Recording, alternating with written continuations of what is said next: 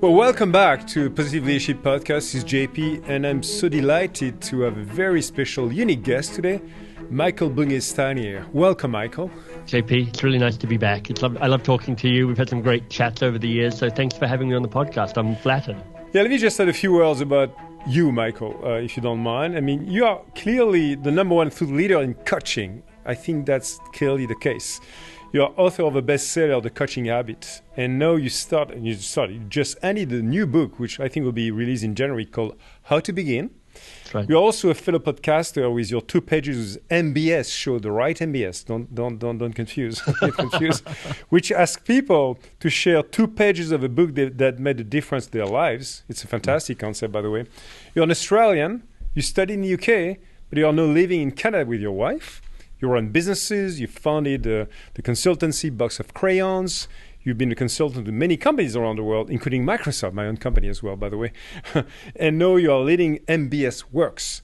And you also coached me live on stage in front of thousands of Microsoft people just a few years ago. That was exciting. That was an amazing experience. And I know, I can tell you, Michael, people still talk with me about this. They kept that in mind for sure. And in this particular podcast, Michael, I'm talking a lot about the importance of coaching as well. At the end of season 1, I had a great conversation with Pete Carroll, the head coach of the Seattle Seahawks, right? He shared some great insights into how a successful sports coach motivates his team. But today we'll talk about your approach to business and life coaching as well, and how the listeners can apply again some of the lessons that you've developed and techniques, of course, that you are proposing. So I'd like to start with you, Michael, telling us your story. How did you become a coach? Because I think you started your career in new product development. I did. So why did you end up as a coach? Well, the seed got planted pretty young. I was, as a teenager growing up in Canberra in Australia, particularly as a kind of in my 18, 19, I just remember finding myself sitting in a car with a friend after we'd gone out at night, and my friend was telling me all about his or her kind of angst-filled life. You know, it's so hard and this and that. And I was listening to these conversations, and I was a pretty good listener, but I really didn't know what I was doing. And I wasn't sure whether I was helping or harming or whether I could be doing things more effectively. So I took my first training as a crisis counselor, like a phone crisis counselor, a youth suicide hotline and the like. Yeah. And that was the first experience I had around what does it mean to ask a question? What does it mean to stop and listen to the answer? How do you get below the surface to find out what's at the heart of what's going on? And so that's where an early seed was planted, and I continued doing forms of that work for some years. And then, as you said, when I finally stumbled out of university and I didn't know what to do with my life, I ended up in this kind of new product development company. And it was very exciting in lots of ways. Because, the first 2 years of your working life, you're just trying to figure out how to work. What does it mean to have a job? And who am I now if I'm not a student? And they were pretty maverick. They liked the fact that I had long hair and earrings and I made my own clothes and I was a bit weird. And they're like, that's interesting. We like that. It's a kind of a bit of madness in the mix. But there came a point, JP, where I'd played a very small role in helping to invent stuffed crust pizza for Pizza Hut.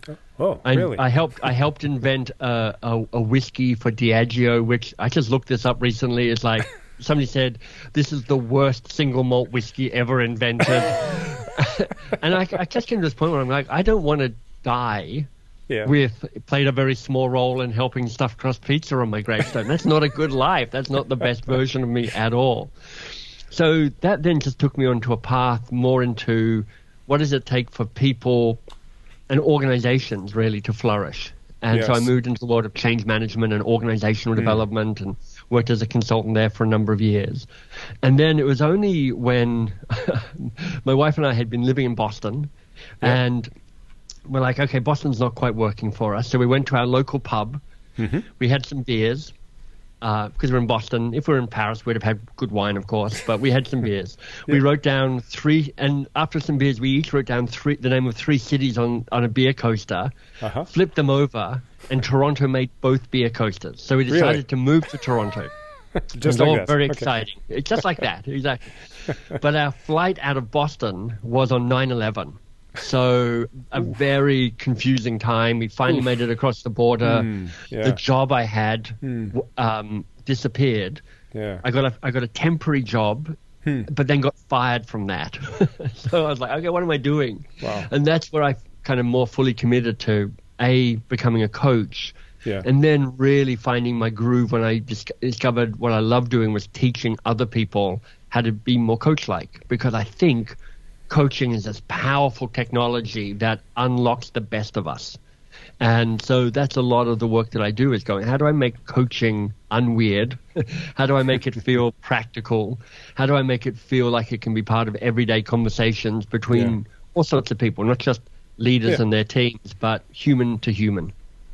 No, that's wonderful. So from a crispy pizza to a coach-like every day. I feel like I'm moving in the right direction. It is, and it is tasty as well. So bridging what you just said, Michael, because something, having discussion with a lot of people all the time, is a sports coach different than a professional coach, or what is called today a life coach? I mean, there are so many coaches we can find now, anywhere in the world. So Exactly. do you find some commonalities or same basic principles? Well, there's a fair amount of discussion about this in the kind of coaching world. Are they the same? Are they different? Because when you think of sports coaches, you often think about people who have technical expertise and are kind of giving technical guidance. Do this, run this training drill. But if you step back, you understand that what everybody's trying to achieve is trying to heighten people's skills while increasing their sense of autonomy and confidence and competence. Yes. And that's true if you're coaching people on your team or you're coaching people on the Seattle Seahawks. So then it's like, so what are the tactics that work best for that? And what we've found in organizational coaching is there's always a place for advice and technical guidance, but it's often best not to lead with that. In some circumstances, sure. But, my mantra is just stay curious a little bit longer, because stuff gets figured out without you needing to tell people what to do. Yes. And, I remember reading an article not long ago about the New Zealand All Blacks. So for maybe North American listeners who are less familiar with rugby, the All Blacks are really one of the most successful teams of all time in rugby union. They're this tiny little nation, but they dominate rugby union. They're just this force. And if you're French and you support the Les Bleus and the team, or you're Australian like I am and you support the Wallabies, they're really annoying because they can't constantly beat you.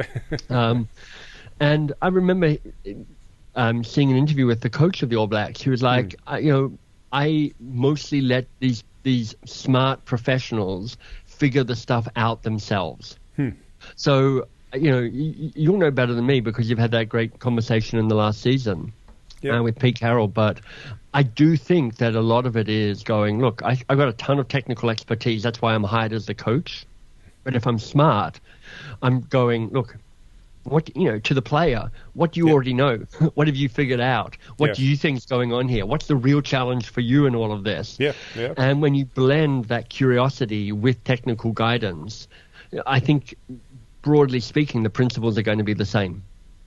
No, I mean, it's. I think it's something I really enjoy learning from Pete Carroll as well, as you said, in his Win Forever philosophy. You could see that all of it is about really enabling a better version of these players one by one at a time, and always, and so individually and collectively.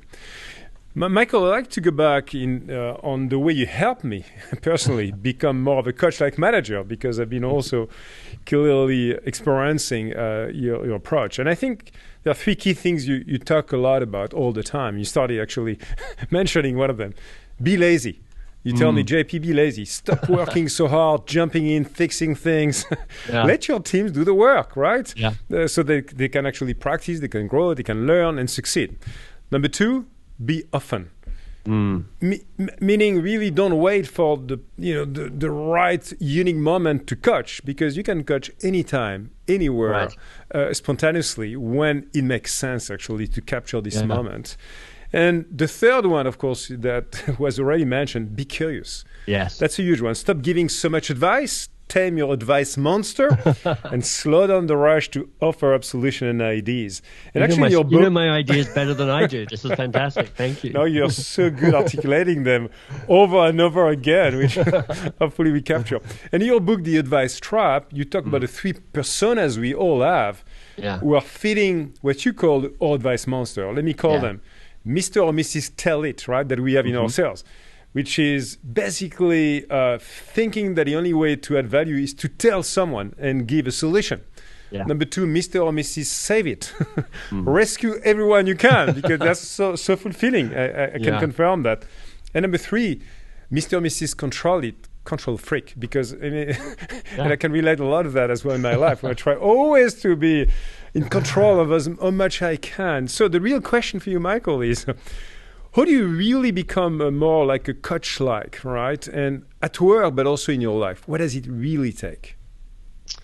Well, let me turn the question back to you, JP, because that's what I'd like to do. Is I like to ask questions as well as answer them. It's like, I mean, you shared a lot there. There's questions, but there's these principles about be lazy, be curious, be often. There's understanding the advice monsters, just as you beautifully summarized. Which of those, if you had to pick one, which felt most revolutionary or most kind of important to you as you shifted your leadership style? Clearly, be lazy. Be lazy. Because for so much of the time, right, growing from my first line management position, like many years back, 36 years back probably, all the way to now, Michael, I've been really always rushing to help people. I mean, with some good intent, by the way, to try to immediately jump into a solution, into a recommendation, into an option. And that encouragement to me, I mean, I realized as well, to be honest, as I was growing up a little bit with my more maturity, more gray hair as well, and more a bit of more wisdom, maybe, hopefully, that the more I could offer a platform for everyone I was working with to basically build their own growth, build their own solution, build their own path for achieving more, that was so much powerful in many ways. And so that has been the most... the most profound, I would say, takeaway. Yeah, it's provocative. I mean, I wrote it deliberately to be provocative because most of the people that I end up working with, and you're a perfect example, they wouldn't naturally describe themselves as lazy people. They're typically driven, ambitious, hardworking people who they enjoy their work, and they're like, I love this. I love the busyness. I love the commitment to it. I've got big dreams for myself and for the world and for my business. And being lazy feels quite counterintuitive. But it's not just that, because when I say, slow down, jumping in and fixing other people's problems for them, create space for them, most people intellectually get that. There's a deeper resistance, JP, which is, well, how am I adding value? Am I still being helpful if I'm not being helpful and giving people the ideas and the solutions and the opinions? And one of the deeper resistance, and this is kind of why I created the advice monsters, because they actually speak to kind of deeper ego states that keep us wanting to jump in and not staying curious a little bit longer, is that we're like, well, if I'm not giving advice, who am I? And if I'm not taking care of this person, who am I? And if I'm handing over control of this conversation or this project or this moment to the other person, who am I? So it takes a degree of self-work on your sense of self and confidence. Yes. To say, look, my job is to, particularly in the corporate setting, to enable greatness around me. And that means actually decentering myself. Yes. And that's an odd experience if like we mostly do in our careers, we spend a lot of time trying to center ourselves. Pay attention to me, promote me, let me lead this team, let me take on this challenge. To then go, but how do I now get out of the way so other people can step into what's required? Requires a certain degree of courage. No, this is so well said, Michael, this notion of decentering myself, not being anymore at the center of the world, but being there to serve the others so that they can achieve more. And you can achieve through their success a lot more together, actually. That's right. Coming back again, we talk about being lazy a bit, talking about that curiosity. At Microsoft, as you know, because we've been working together, we're trying hard to grow and nurture individual and collective growth mindset, right, as we call it. It is indeed core to our evolving culture. But it's also a philosophy shared by many of the podcast guests I had, like Pierre Dubuc, founder, CEO of Open Classroom, which is a mission-led enterprise to make education accessible to everyone on the planet. And of course, Satya Nadella, by design, I would say. So I think personally, curiosity is a big part of having a growth mindset. Yes. And over the past several years in my role at Microsoft, I had the opportunity to practice it more and more. I enjoy, as an example, attending hundreds of meetings, visiting sites. At the time I could travel. Of course, it's coming back now, which is great news. And learn from some of the largest global companies, CEOs, CXOs, on the way those companies are delivering really on their missions and the way they execute their strategies as they transform. I know those are big words we use in a corporate life, but more importantly, what I learned through that curiosity, Michael, was how to discover the real burning issues. Right. And behind those burning issues for people in such position and their companies is to reveal some unique opportunities to create a real differentiated digital innovation value that will eventually become a game changer for those people and companies as they realize that's the burning issue. They need themselves to find a solution, not me. And what I realized over the past years is basically this is not just about adopting tech, that would be so easy, and cloud and AI, but fundamentally it's about the culture, the skill set, the mindset of the leaders and the entire organization to enable that. So just wanted to thank you for enabling my curiosity. My pleasure. Yeah, and certainly building on that, you wrote this very successful book, which I read in English, in French version as well, to see the fidelity of the words in my own language. The book, The Coaching Habit. Yes. And that was actually back in 2016. And so a long time before the pandemic hit the world.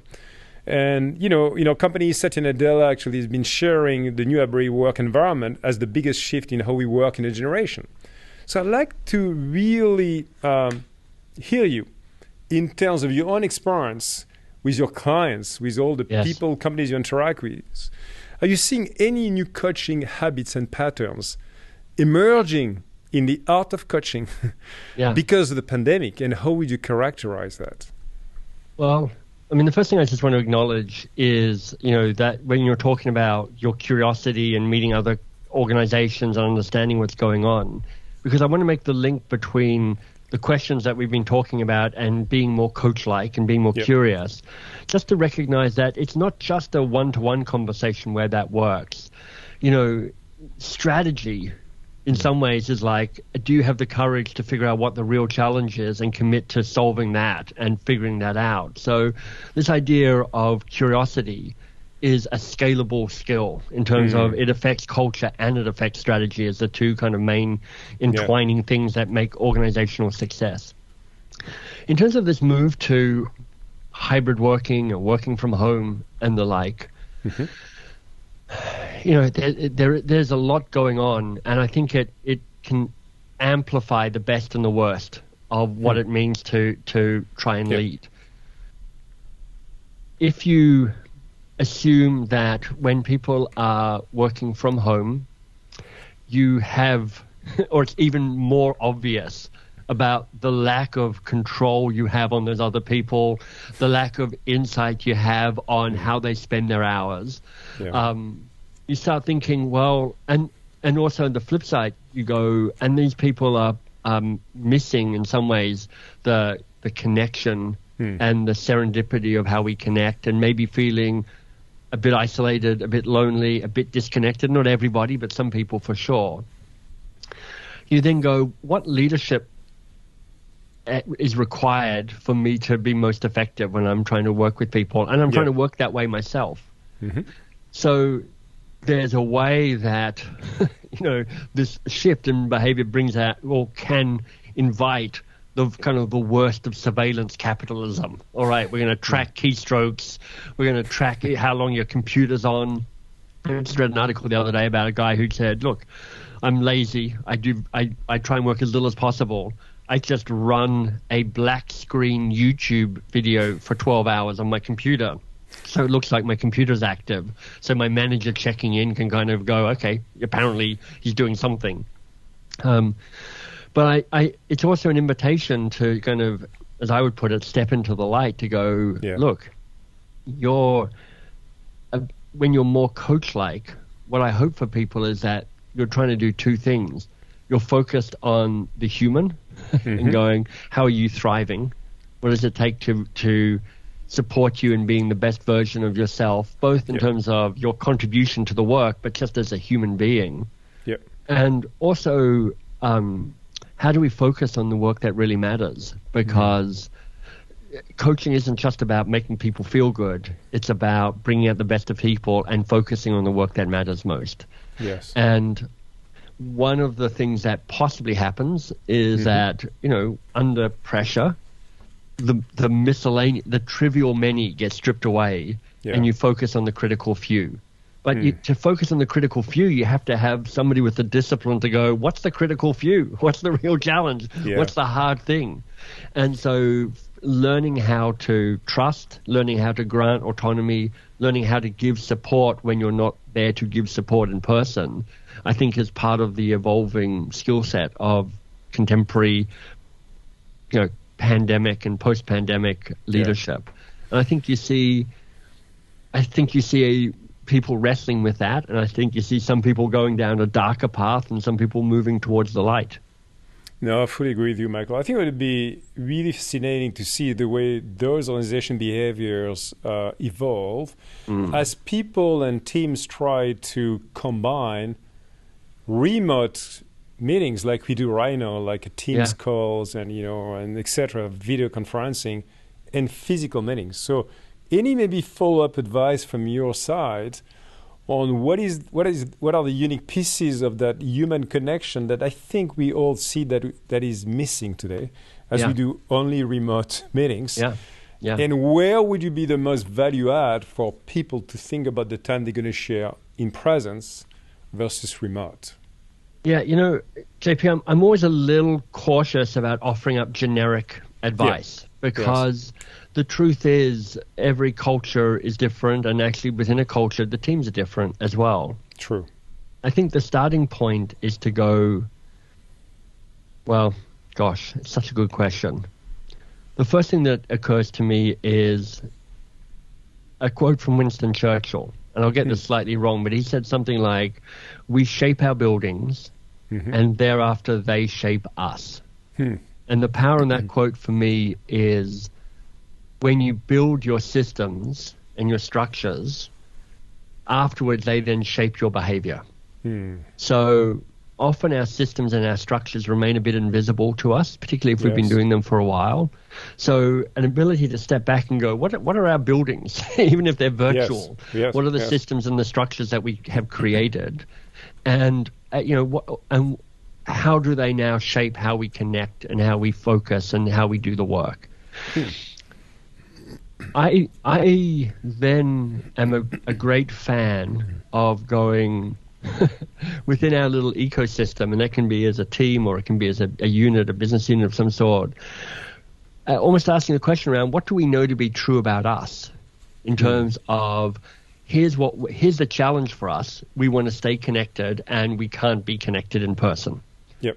What do we know about what works for us? This comes from this idea about change, JP, comes from an experience called positive deviance. Have you ever heard of positive deviance before? Not sure. Why don't you elaborate? You're going to love this, because commitment to positive leadership. So positive deviance has its roots in the non-profit world, actually trying to solve childhood malnutrition in an Asian country. Okay, gotcha. And the founder, a guy called Jerry Sternin, there was some conflict between the U.S. He was running a U.S. nonprofit and the country. And they basically went, right, you got 6 months to solve malnutrition or you're out. Yeah. And of course he was like, we've been here 30 years and we've made barely a dent. How am I going to solve this in 6 months? Yeah. But what he did was he went round the villages and he weighed all the babies. Yeah. And he found something extraordinary. He found that in every village there were 1 or 2 babies that were not malnourished, even though those parents had access to exactly the same resources as all the other parents. Somehow their kids were thriving whilst the majority of kids were undernourished. It was like, what are you doing? And he would found that in different villages it was different, but they would be doing things that were deviant in a positive way, different from the norm. Yeah. That dads would be involved in the feeding a bit more. They would feed their kids 5 small meals rather than 3 bigger meals. They would harvest a certain type of vegetable that other people didn't think was edible. And what Jerry Sternin and his team did was he said, rather than us coming in as the outsiders and telling you what to do, why don't we have you explain to your own village what you do? And what's brilliant about this is it overcomes homeostasis. Homeostasis is when a system pushes back on well-meaning advice and interventions. So, somebody like me as a consultant comes in and goes, I think you should do this. And the whole of Microsoft goes, I don't think we should do that at all, even though we'll pretend we do. So I would be thinking, because the question you posed is the right one, which is, or a really good one, which is like, how do we flourish in a time like this? Yes. And then I'd be going, for us, what do we already know about what it takes for us to flourish? What does it look like? What does great look like? What was disappointing look like? And how do we rebuild our building so that it works for us? I love it. Actually, what is called positive deviance. You do a wonderful job. Developing the story and the outcomes. It really, in my mind, very connected to what is called the theory of change, as you know, for social organization overall, which is where such organization trying to capture those positive deviances moments. And then really instrument the change, the change process to truly create the so-called habits, routines to get people to start adopting actually some wisdom already coming from them, but not necessarily well captured and well, I would say, operated in a broader way in the community. Whatever it is, could be malnutrition, could be health, could be there's so many issues. But I love the story, Michael, and the origin. Well, then you have the interesting conversation, which is like, okay, and so how much do we make this across the whole of the enterprise, and how much do we make it local? Like, are there some things you do across, for instance, Microsoft, where you're like, this is a standard operating procedure that we want to have here at Microsoft? And then how much do you say to Microsoft Japan, how will you do it? And how will that be different from Microsoft Australia? And how will that be different from Microsoft South Africa? And each of those different country regions or geographic regions may have a different way of implementing that, but they're taking on the same challenge, which is what's the combination between global and local that allow us to flourish? Well, you're opening a whole new podcast I could go after, Michael, which I love. After traveling the world for 37 years plus and really trying to nurture this balancing act all the time, the global, local. Anyway, it's a huge one. So it's huge. Yeah. I love the opportunity in the future. Michael, coming back to you, if you don't mind. Yeah, of course. What have you been learning yourself through the pandemic? Right, both the way you've been reflecting on your life, your work. You're in Canada now, as you said. You've been locked down, for months and months in Australia, in Canada. Hopefully, you're getting a bit more free. Not sure yet. Yes, a little. Can you share any of your insights, learnings of that time for you and what it means now? The biggest thing for me, JP, was in the last 12 months or so, half that time was spent back in Australia because my dad was ill and then he died. And I had it really is a privilege. It is a lack of circumstance and the type of job I have that I was able to go and spend time in Australia with my mum and my dad in the last 4 or 5 months of his life. And that's just, a profound experience to be with somebody. And my dad is a big role model for me. He is a man of great integrity, great service. He was on more committees. I hate committee meetings, but my dad loved it, and he was just so good at being of service to causes that he believed in. And so, this is mundane, really, as an insight, JP, but powerful for me in terms of what I've learned, which is just what it means to just spend time in a non-driven way with people that you love. And here's the thing, with my dad, we knew that he was dying, and so I was there to just be with him and my mum, but also to help them manage that transition. And I had a great I was writing this new book at the time, and the last chapter of the book is a couple of pages, which is a celebration of my dad. It's a way of wrapping up the book, but it's a way of talking about his role for me. And I was able to show my dad those pages, he and mum, and read it while I was there, and we all cried a bit. And I got to tell my dad just how important he was to me, and the role that he'd played, and why I loved him, and why I thought he was a great man. And I just got lucky. I was writing a book that was forcing me to put my words into words. I was there with my dad when he did that. So I'm really like going, all right, just tell people you love them.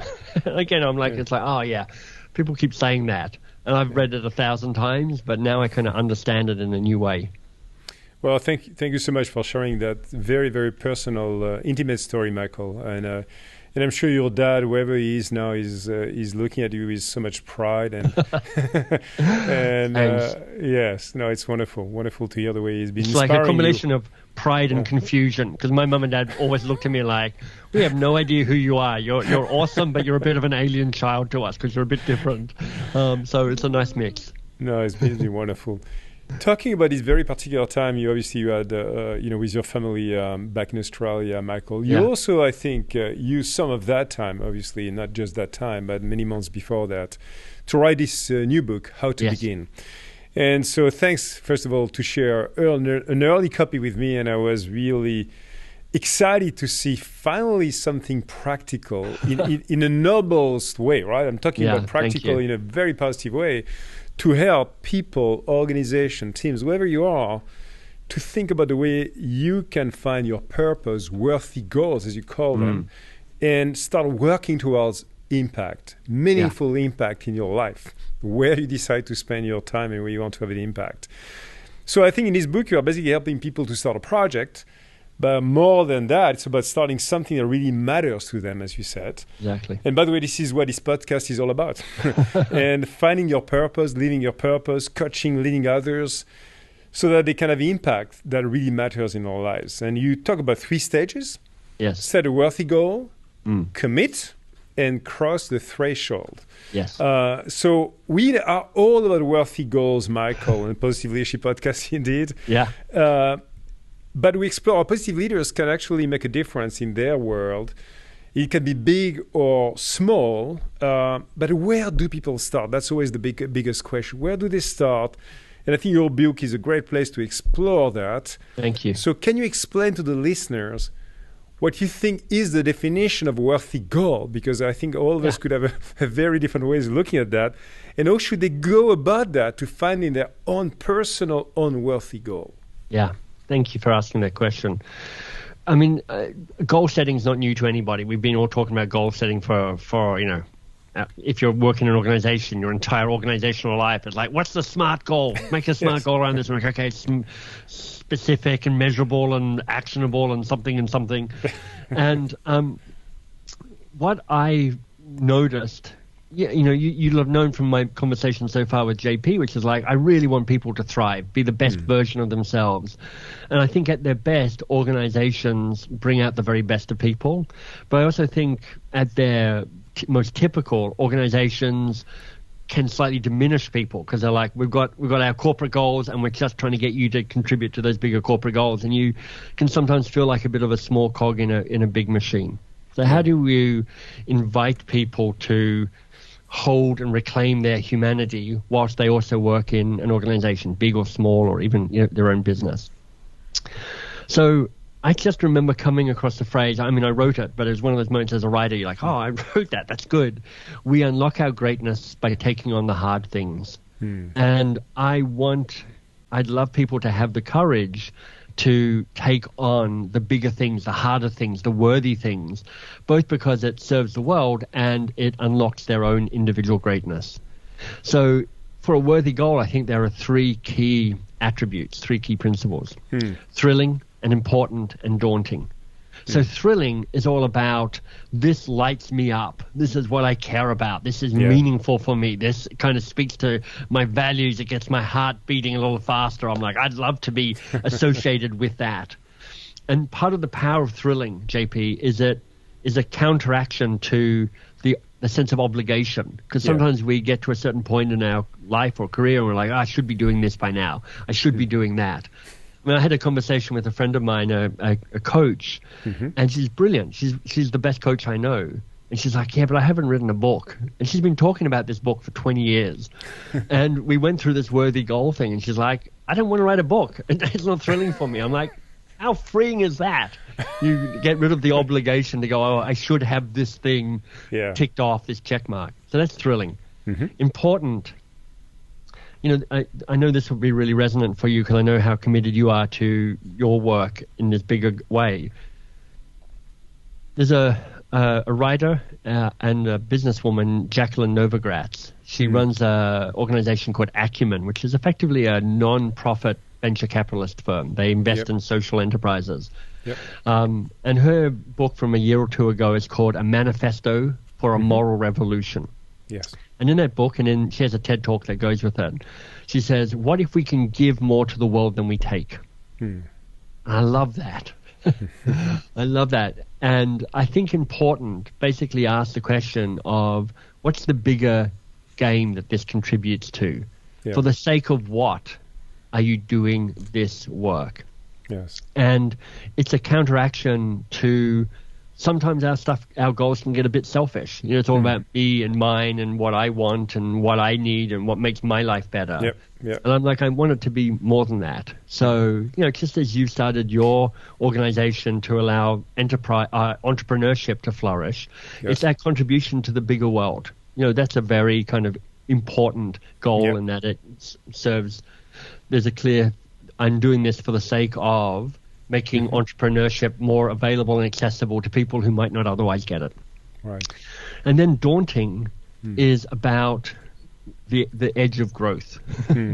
It's like you going, look, I don't know, this is a bit scary. I don't know how to really get going on this. It takes you to the edge of your own level of confidence and competence and sense of self and sense of expertise. Yes. I was talking to Liz Wiseman the other day. Now, you may know Liz's work. She wrote a book called Multipliers, which was very successful.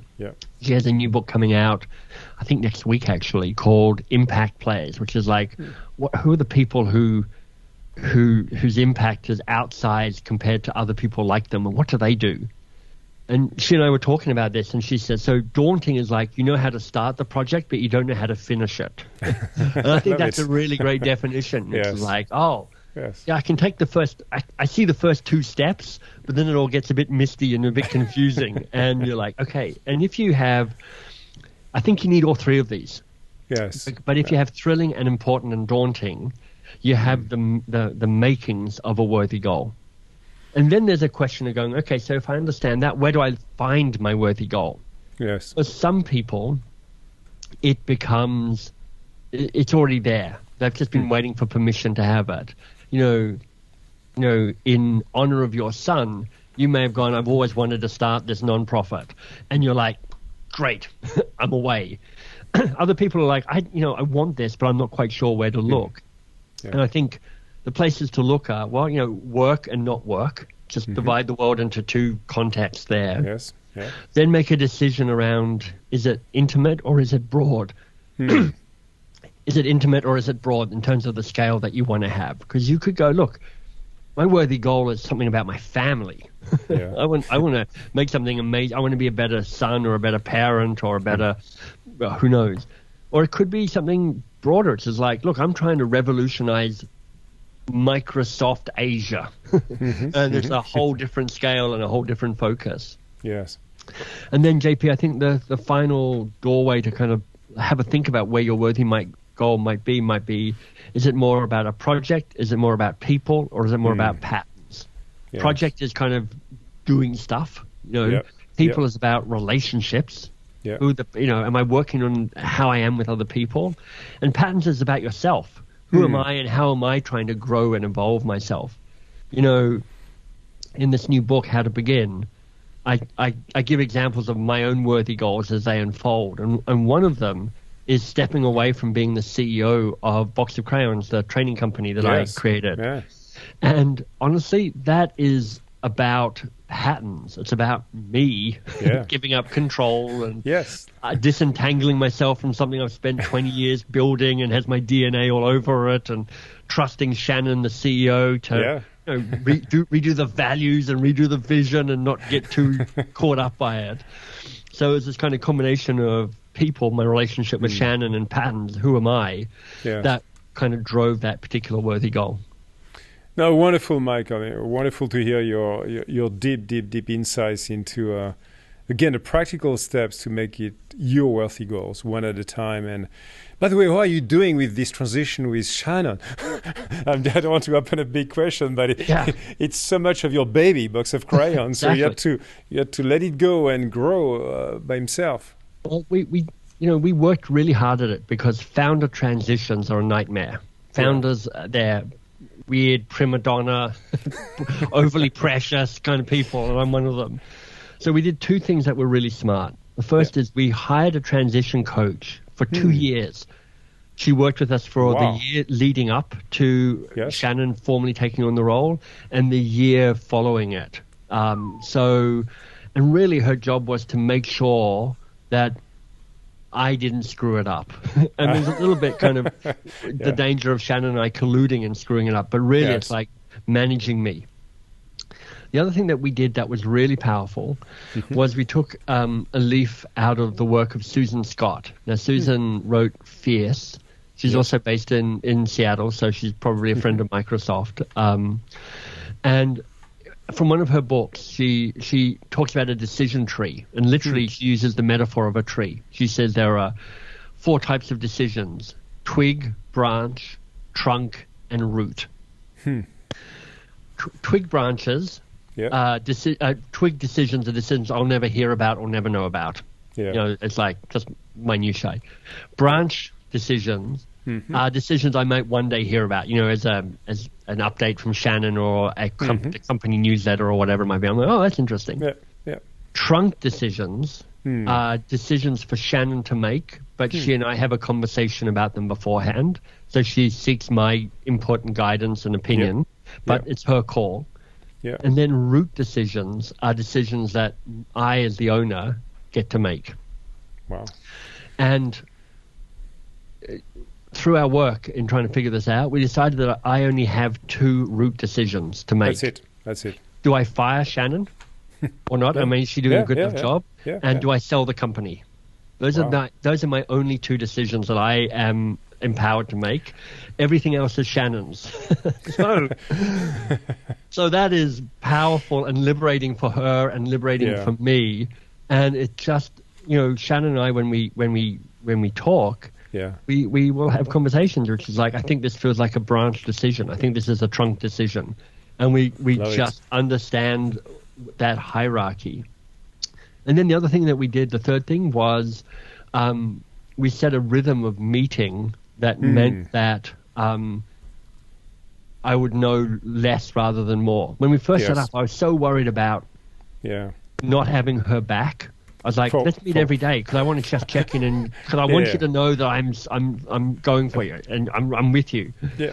And after a week of that, she's like, please, let's not meet every day. And she's like, okay, every week. Yeah. And what we do now is actually I'm meeting with her later on today. We meet once a month for a check-in. Once a month. Wow. And then we have a formal board meeting quarterly where she checks in and she gives us an update on the business and talks about investments and progress and the like going forward. Yeah. And those structures, those three different structures, a coach, the tree metaphor, and a rhythm of meeting has been what's allowed me not to get in her way. Oh, you know what? One other thing. Sorry, JP. Here's the existential question I had to get used to. I had to accept that under her guidance, Box of Crayons might fail. It just might not succeed as a company. Yeah. She might take the best strategic decision she can, and for any number of reasons, might not work. The business could just go bust. And I had to get to a point where I'm like, that's what it means letting her be CEO, is that she is able to fail completely. And that was also a liberating thing for her and for me. That's huge. I mean, just this 5 minutes coaching moment you had for all the founders of the world. We have many actually listening to this podcast, particularly social entrepreneurs. I can tell you, not only. That's wonderful. You should probably just do a podcast just for that, just for those founders. Yeah, that's a good idea actually. Because founders, it's so brave to be a founder. It's so hard to succeed, but then you get so entangled in the thing that you've started. It's like, how do you get out of the way so it can flourish and scale without you? No, that's wonderful. Michael, talking about a worthy goal, when it comes to large enterprise organization, can you share an example of the way you've been working yourself, helping, not necessarily the founders, but executive teams and others, to pick and implement really in a thoughtful way their worthy goals? I think the thing that most teams struggle with is not finding the worthy goal. Because people get pretty excited about talking about thrilling and important and daunting. That kind of is an enlivening conversation. Where it gets gritty and trickier for people is when they decide how many of these worthy goals they can take on. Because, one definition of strategy is saying no to the stuff you want to say yes to. Yes. And the temptation, and you know this far better than I do because you've been in these conversations for many years, which is like but could we also just do this? Yes. And what if we just add this on as well? And why don't, this is so important. It feels like we can't say no to that. Right. And, my bet is that you've seen this many times, which is the bolder you can be and the more courageous you can be around the worthy goal that you choose to take on, the commitment that you make. Yes. You just give it a better chance to flourish because, broadly speaking, because of our own fear, it's like a combination of fear and excitement. Yes. Excitement because you're lit up by all the things that are there. Fear because you're like, what if none of them work?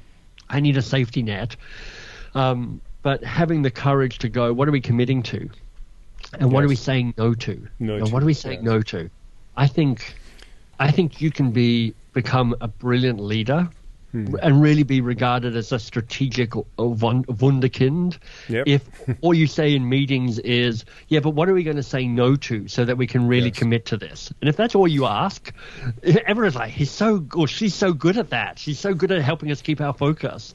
Because you lose focus and you move into diluted strategy and overwhelmed teams and underinvested in the worthy goals.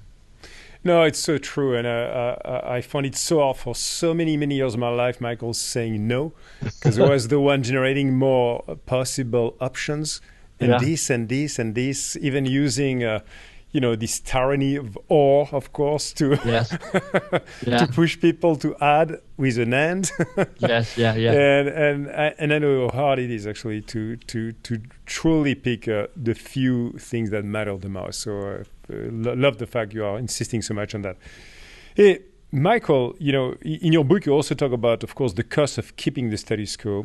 And I think it's very relevant given the times we are living in as a society, as people across the world. And I love the sentence you used, actually, which is we unlock our greatness by working on hard things. Yeah. There are many hard things, I believe, we are facing in the world today, Michael, you know as well. Yeah. Climate change, inequality, human rights, social inclusion, and many, many, many more. And as you know, I'm passionate about the mission-led social enterprise world and the amazing community of change makers I got to meet around the world. So really, do you think that your suggested approach of that worthy goal, that really important, daunting goal, and the approach you're suggesting is something that can be applied to help solve some of the world's greatest challenges? In other words, can each one of us, not just they, right, the United Nations and and the government, or those big organization, unknown entities clearly for most people, do you think that each one of us can not only shape a worthy goal, but commit to be a force for a positive change? Well, I hope so. It feels like a rhetorical question, JP, because the work that I feel like I'm doing now, if you had to, Box Your Crayons, the training company that I started, we're about helping organizations move from advice-driven to curiosity-led and being more coach-like and the like. MBS.works, which is this new little enterprise I've started up, it's like, how do I help people be a force for change? Because, there's so much that is miraculous and amazing about what our world is at the moment. And it's also hard to not look at some of the stuff that's going wrong and get pretty anxious about it, all the things that you listed. Yep. And it is diminishing to go, well, I hope they figure it out, whoever they are. Yeah. And I do think that giving people the sense that they can take on a worthy goal that might be thrilling for them, important, gives more to the world than it takes, and daunting, helps them grow as a person. Whether that's working something in your local community, whether it's going, look, I'm just trying to help my business unit create an offering that feels like it's a better offering, whether you're Greta Thunberg going, I'm trying to make environmental causes something that politicians actually act on. I think these worthy goals happening in different areas at different scales, it's like that kind of investment in a venture capitalist. Not all of them are going to work, but we're trying to get people to place bets, and we're trying to see what happens, and you hope that a flywheel starts, which is a bunch of people going, other people are doing worthy goals. What's my worthy goal? How do I take that on? Yeah. No, that makes tons of sense to me, Michael. I think that's so important for each one of us to find again that unique worthy goal we have in ourselves and shape it. Last couple of questions to make sure we keep our listeners listening actively and being even more curious while they cannot ask questions to both of us yet, Michael. As I learn more every day about positive leadership, by hosting great guests like yourself, I'm also fascinated on the way they talk about reinventing their own best version of themselves, right? Be the best version of yourself. Clearly, the work I'm trying to do on positive leadership, I'm thinking about the three circles. Yes. And the first one is actually myself. And it's about self-awareness. It's about also self-confidence, self-esteem. And then it's about generating your own energy. It could be physical energy, emotional, psychological energy, so that you can really bring the very best of your strengths, your passion, your talents, all in it with the people you want to have a positive impact with in your lives. Can you share the way you, Michael, practically activate your best self? Well, there's a few ways I try and do it on a kind of micro and a macro level. So on a micro level, I check in on a daily basis, and I did this morning. I got a journal where I write these answers. I answer 3 questions. Yep. Number 1, what am I letting go of? It just allows me to look at the stuff that I'm carrying around, expectations of myself, expectations of others, a sense of sadness or frustration, or that stuff that diminishes that energy that you're talking about. The second thing is I ask, what am I grateful for? And there's just so much research that says a gratitude practice makes you enjoy life more. So I'm like, well, I'll do that then. And then I've experimented with this third question. I've asked, what am I going to focus on? I've asked, what demands my attention? But the question I ask at the moment is, what's calling me? Yes. And it allows me just to, rather than just kind of get sucked into my to-do list, which is relentless and endless and a bit tedious. It asks me going, what feels like the thing that is a contribution and something that will nourish me today? So I've got that. Then I've got on my desk as well. So I handwrite those, and I literally just put go. You have a journal. You write it down. LGO, let go of, GF. So I've got the shorthand, and I write a word or a 3-word sentence. It doesn't take long. Then I've got a quote from a poem by Rilke, the German poet. It's translated into English, and the name of the poem in translation is "The Man Watching." And I'll get the quote slightly wrong, which is ridiculous because I read it every day. But he kind of says, halfway through the poem, he says, "Look." He references the Bible and Jacob wrestling with the angel. And he says, look, the angel doesn't wrestle with everybody. The angel only wrestles with people who are doing the stuff that matters. And you always lose to the angel. But it is an honor to have the angel wrestle with you. And the last lines of the poem are, his goal is not to win, but to be deeply defeated by ever greater things. And that for me is very inspiring, to be deeply defeated by ever greater things. It says, look, I'm in my 50s now. I've had some success. I can keep playing games where I can win. They're easy enough for me to find. But how do I have the courage to be deeply defeated by ever greater things? And then the way that manifests is me going, what's my worthy goal? And how do I work on my worthy goal? And I take, it's not always clear what my worthy goal is, but I take my best guess and I go, let me work on that and see if I can unlock some of my greatness by working on the hard things. What a fantastic way to kind of close our discussion, Michael, and open up many others with our listeners and each one of us as I'm opening this journal that you have with yourself, which is fantastic and so much inspirational for all of us, but also so much practical. You made a reference to your dad, Michael. Want to end with that, saying at the end of the book, you shared this very touching reference to him as a role model for you and what he's been busy helping you to achieve later on and right now in your life and shaping your own worthy goals, inspired by your dad, I guess, in particular. And I'm really, really delighted to see the work you are undertaking, Michael, and the way you are inspiring many other people, including myself, to achieve their best version of themselves, because I think that's the way we're going to get that positive impact throughout a much broader community. So, Michael, thank you so much for sharing that moment. And I'm going to share with you, which I do with every guest, my 3 takeaways. Always super hard, by the way, but just like you, I have to say no to. I've taken a lot of notes. Oh, thank you. Picking three things, right, together. First of all is really about to enable greatness around me, I need to decenter myself.